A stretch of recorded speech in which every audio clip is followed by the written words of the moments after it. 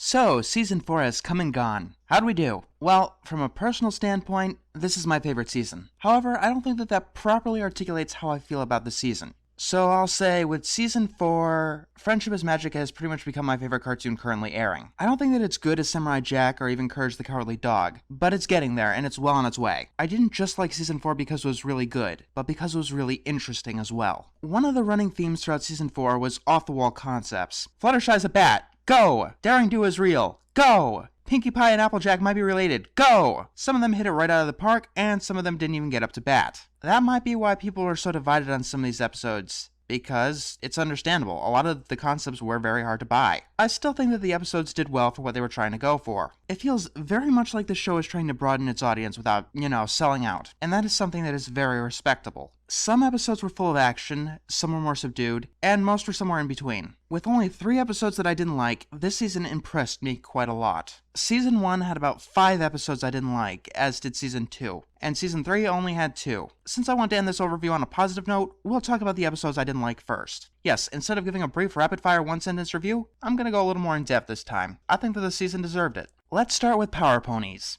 I'll admit that my review was very unorganized. I complain about a lot of things that were, in all honesty, inconsequential. It's easy to do that when you don't like an episode. My original problem seemed to be that it was just using cliché after cliché. And while I still have that problem, after analysis, my main problem really is the main six's incompetence, something that only barely came through in my review. Their current state of being doesn't allow them to play off the world around them, but more importantly, it undercuts the moral. The episode tries to teach Spike that he's useful, but because the main six were nerfed so badly, it comes across that Spike is only useful when everyone else is incapacitated. I still think that if the main six got more powerful and got overconfident, the episode would have been much, much stronger. Some Pony to Watch Over Me seems to be this season's winner of the Ne'er-Do-Well Award.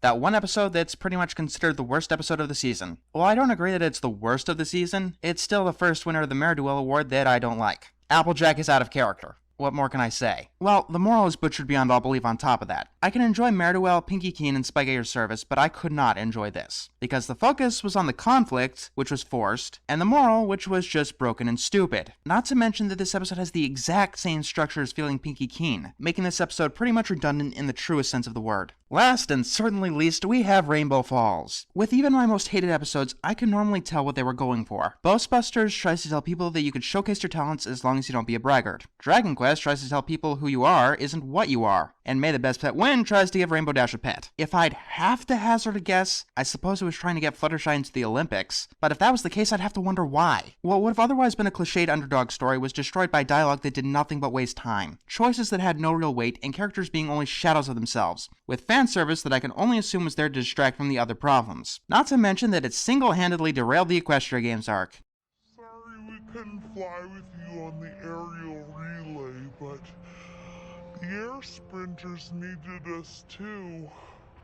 Too bad we can only compete in one event. Too bad we can only compete in one event.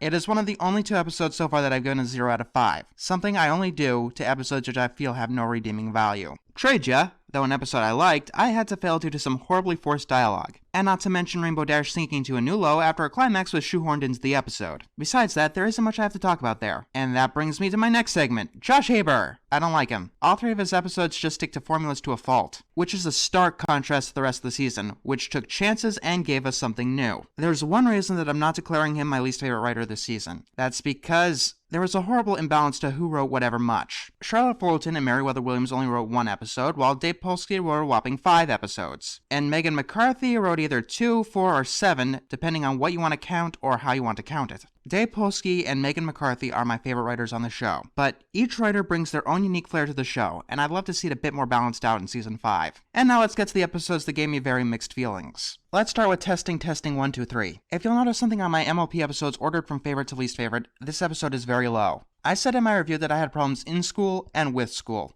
In this episode's optimism towards the whole thing just drove me off the wall while watching it for the first time. It wasn't accounting for certain things, like kids don't know that a certain learning style doesn't work for them until they take a test after using that style and fail. And then the failures pile up against them. However, I kept in mind that wasn't exactly what the episode was trying to do. I feel that in my review, I overcompensated in the other direction, giving it too much positive score, which is why it's a bit lower here than it is in my actual review. Still, I don't think you should take my opinion on this episode too seriously, because I don't think that I could critique it fairly. And that brings us to Philly Vanilli. And what a better time to talk about Pinkie Pie this season. Throughout season 4, Pinkie's behavior had been driving me up a wall. Whether she was looking through coloring books to figure out how to stop evil plants, or having a balloon occupy her entire attention span, it felt like she was breathing in dragon fumes between every single episode. Then it hits Nadir and Philly Vanilli. Alright, first of all, yes, I overreacted. No, seriously, I overreacted. However, I still feel that this is Pinkie's worst portrayal to date, but I should have had more restraint on myself. For one, I've seen much, much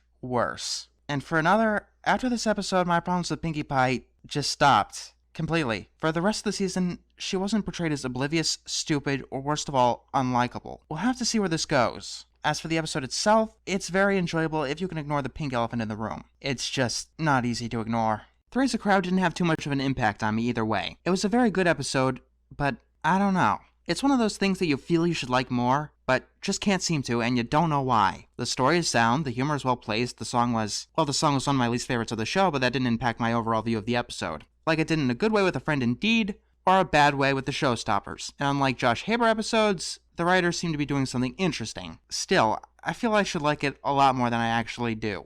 Alright, let's talk about the episodes that I unequivocally liked. Yep, the remaining episodes I can wholeheartedly enjoy. So let's talk about It Ain't Easy Being Breezy's. I enjoy Daring Don't and Equestria Games more, but I feel that Breezy's is the most overhated episode of the show. Maybe it's just because I personally seen Generation 3 for myself, but this episode does have more ambitions than just being cute. The episode gives us enough information about the Breezys to tell us that staying at Fluttershy's house is bad for them, and in the end, that's really all that matters. The moral is a powerful one, and there's some decent conflict in one of the season's more subdued episodes. How do I talk about bats?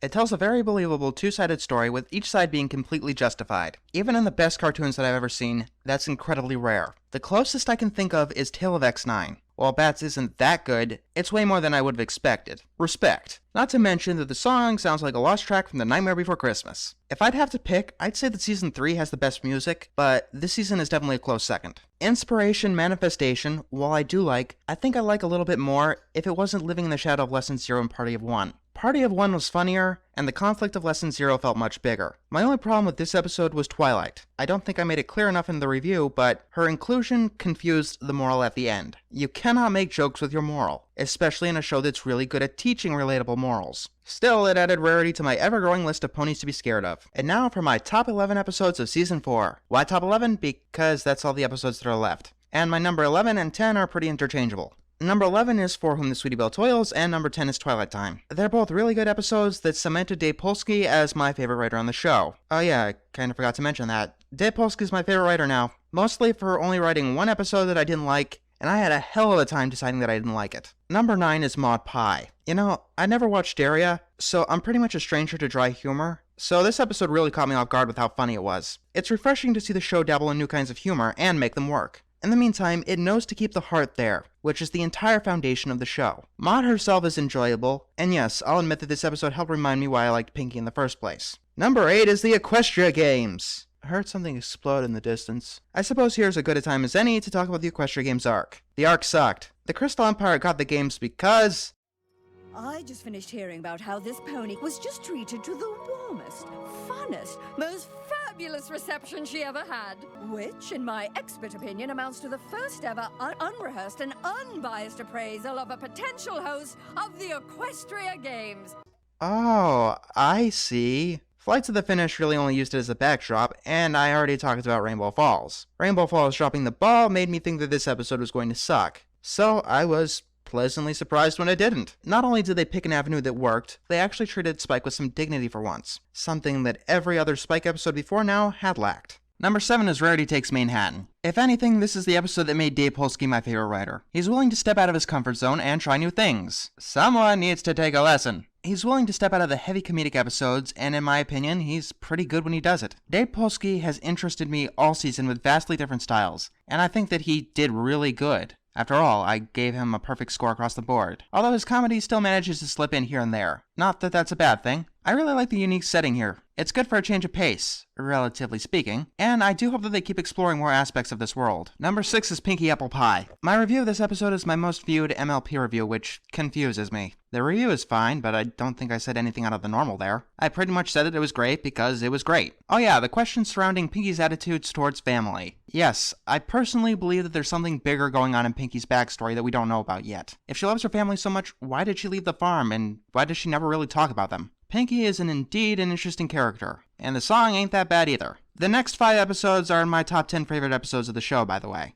Number 5 is Daring Don't. Weird, another explosion. Wonder if I'm gonna get thunder soon. Daring Don't is fun to watch, plain and simple. I never thought that the concept was very hard to buy myself. In fact, I personally think that I'm happier that she is real. It means that we have so much more story potential here yet to be explored. Not to mention, the moral of this episode really touches me. Maybe I'm a sucker for the action-packed stuff, or maybe I'm a sucker for all the new stuff that Season 4 tried. I already said my piece on this episode, and it was really fun to review as well. I can only hope that Daring Do returns again, but then again, at this point, I suppose that would be like asking Meridowell's to return. Number 4, Princess Twilight Sparkle. While watching previous 2-parters, they never really hit me in the gut. I wondered how people were getting such an amazing reaction to the return of Harmony and a Candlelit Wedding and A Friendship is Magic. I think they're all very good episodes with the exception of Friendship is Magic, but I had a hard time figuring out why so many people consider them their favorites of any given season. Then I figured it out when watching Princess Twilight Sparkle. It seems to be all about spectacle, telling very big stories with very big stakes, and having some stunning animation. I still think this episode has the best animation in the whole show. Number 3, Flight to the Finish. What more can I say about this episode? I've already talked about it twice before. Its only failing is not really getting started until halfway through, mostly to explain more things about the Equestria Games. But after that, it reaches for true greatness.